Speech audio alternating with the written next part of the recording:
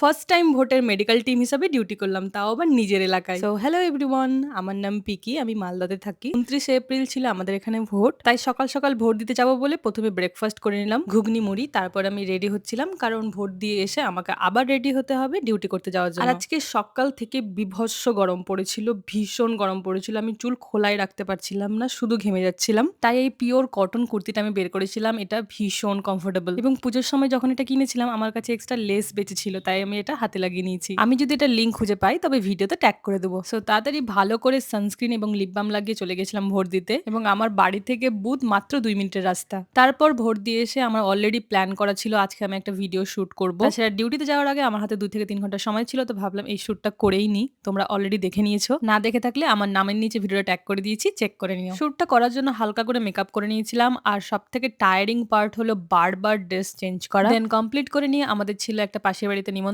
তবে আমি যাইনি, তাই মা আমাকে খাবারটা এনে দিল এবং খাবার খেয়ে আমি আবার চলে এসেছি রেডি হতে। আজকে তবে শাড়ি পরবো আর চুড়িদার পরছি না, তবে ডেলি ডিউটির সময় আমি চুড়িদারটাই পরে যাই, বেশি কমফোর্ট ফিল হয়। এখন শাড়িটা দেখে উল্টো মনে হতে পারে, বাট যেহেতু আমি সেলফি ক্যামেরাতে ভিডিও করছি তাই এমন দেখে মনে হচ্ছে। বাইরে প্রচন্ড রোদ এবং ভীষণ গরম, তাই আমি প্রচুর পরিমাণে সানস্ক্রিন ব্যবহার করে নিয়েছি এবং ঘরে ফ্যানের নিচে দাঁড়িয়েও আমি ঘেমেই যাচ্ছিলাম বারবার। তাই এত গরমে আমি আর তেমন কিছু রেডি হইনি, শুধুমাত্র সানস্ক্রিন ইউজ করেছি, লিপ বাম ইউজ করেছি এবং আইব্রোটা একটু সেট করে নিয়েছি।